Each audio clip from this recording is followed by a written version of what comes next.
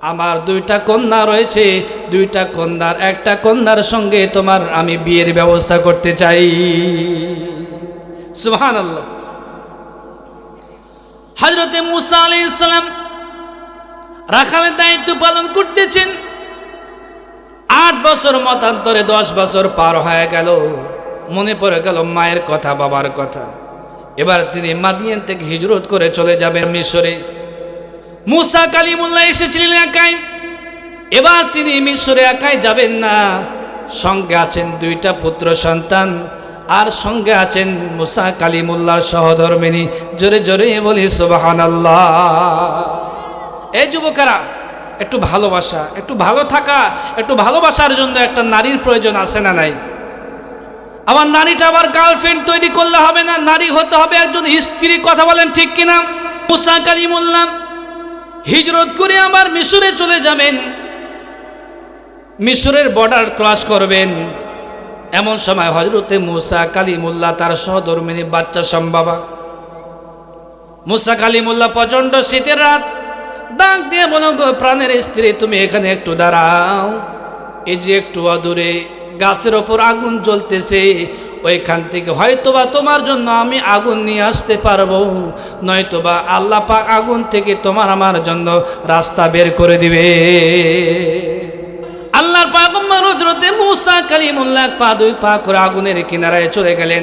আল্লাহর পয়গম্বর মুসা কালিমুল্লাহ যত আগুনের নিকটে যায়, আগুন তত পিছায়। জোরে জোরে বলি সুবহানাল্লাহ। একটু একটু এগিয়ে চলে গেলেন আগুনের কাছে।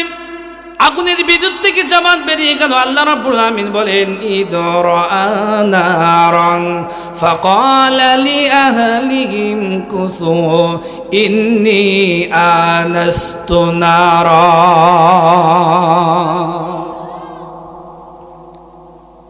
আগুনের ভিতর থেকে জামাত বেরিয়ে আসলো। ফালাম্মা আতাহা নুদিয়া ইয়া মুসা, ও মুসা কালিমুল্লাহ, তুমি যেটারে আগুন মনে করেছো রে মুসা, সেটা তো আগুন নয়, এটা হলো তোমার রব, আমি আল্লাহ। ফাখলানা আলাইক, জুতা খুলে তুর পাহাড় পবিত্র উপত্যকায় আসো। ইন্নাকা বিল ওয়াদিল মুকদ্দাস তুয়া, এটা পবিত্র স্থান, জুতা পরে আসা যায় না। জোরে জোরে বলি সুবহানাল্লাহ। পরে আল্লাহর পয়গম্বর হযরতে মুসা কালিমুল্লাহ নবী হয়ে গেলেন। আল্লাহ ডাক দিয়ে বলে, মুসারে তুমি এবার নবী ভয় করলে চলবে না। তুমি যার ভয়েতে মিশর ছেড়ে চলে এসেছো, তার কাছে তুমি যাও, ইসলামের দাওয়াত নিয়ে। মুসা নবী এবার নবী হয়ে গেলেন। তাকে আল্লাহ পাক নবুয়তি দান করলেন। চলে গেলেন ফেরাউনের কাছে কালিমার দাওয়াত নিয়ে। আল্লাহ পাক এই আয়াতটি 3 ভাবে কোরআনের ভিতরে বর্ণনা করেছেন। আমি একটা বলতে চাই, সময় সংক্ষিপ্ত। আল্লাহ পাক বলতেছেন, ইযহাব ইলা ফিরআউনা ইন্নাহু তাগা, যাও ফেরাউনের রাজদরবারে কালিমার দাওয়াত নিয়ে। মুসা নবী ডাক দিয়ে বলেন, আয় আল্লাহ, আমি ফেরাউনের রাজদরবারে কালিমার দাওয়াত নিয়ে আমার জহবাততলা, আমি শুদ্ধ ভাষায় কথা বলতে পারি না। আল্লাহ, একজন প্রধানমন্ত্রী, একজন বাদশার কাছে কথা বলার জন্য শুদ্ধ ভাষায় কথা বলা দরকার। আল্লাহ, তুমি আমার বড় ভাই হারুনকে নবী বানায় দাও। আল্লাহ কোরআনের আয়াত নাজিল করলেন। আল্লাহ পাক বলছেন, রব্বি মুসা ওয়া হারুন, ও মুসা রে, ও হারুন, তোমরা 2 ভাই চলে যাও ফেরাউনের রাজদরবারে কালিমার দাওয়াত নিয়া।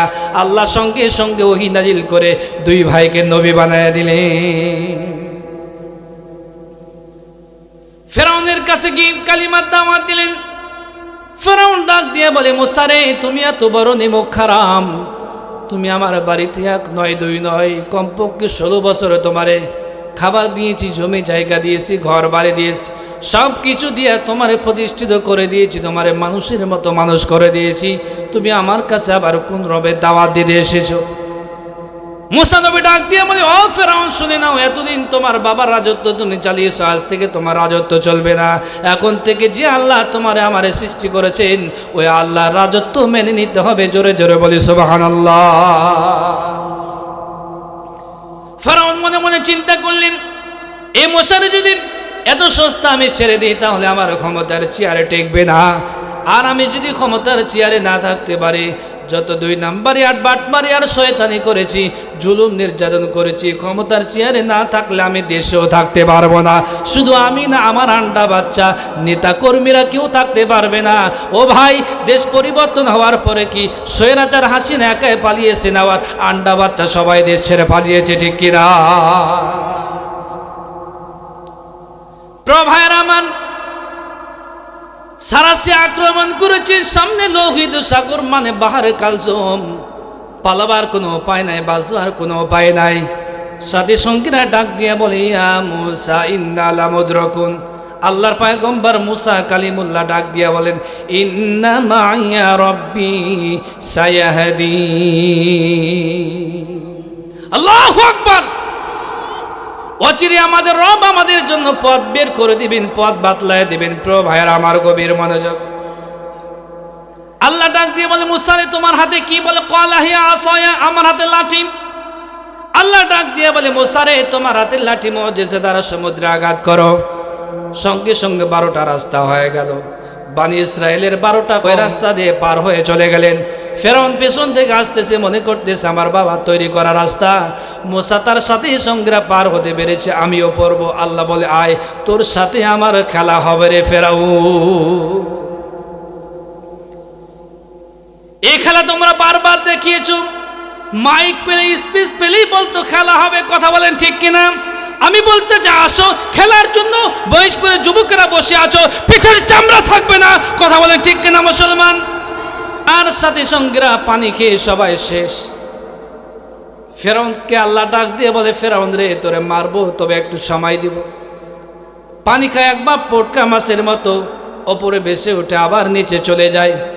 ফেরাউন ডাক দিয়ে বলেন, ক্বালা আমানতু আন্নাহু লা ইলাহা ইল্লাল্লাযী আমানাত বিহি বানু ইসরাঈল।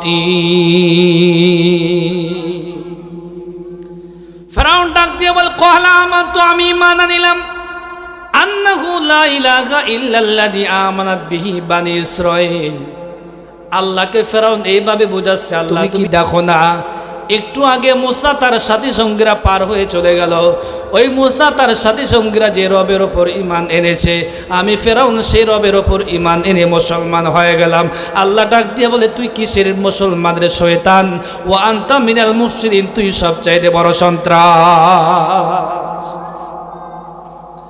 আল্লাহ ডাক দিয়ে বলেন, আল আনা ওয়াকাদ আসাইতা ক্বাবলু ওয়া কুনতা মিনাল মুফসিদিন। আমি তোমার 1 নয় 2 নয় শতাব্দী বছর হায়াত দিয়েছিলাম, তুমি ঈমান আনো নাই।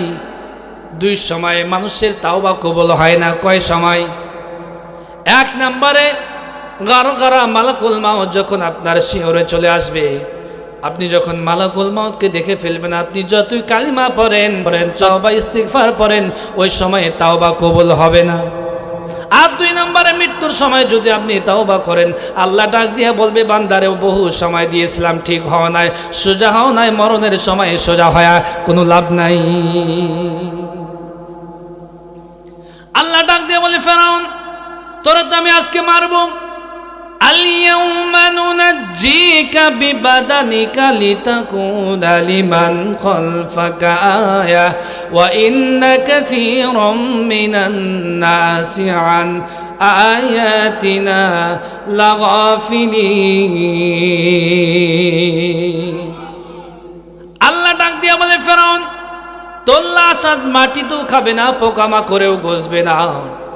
ইতিহাস প্রমাণ করে ফেরাউনের লাশ 1 নয় 2 নয় 3500 বছর পর্যন্ত সমুদ্রে ভেসেছিল। একটা মাছ ফেরাউনের লাশ স্পর্শ করে নাই, পোকামাকড় তারা স্পর্শ করে নাই, মাটিও তারে গসে নাই। আল্লাহ ডাক দিয়ে বলে, ফেরাউন পৃথিবীর সমস্ত স্বৈরাচারের জন্য তোরে আমি আল্লাহ নিদর্শন করে দিলাম।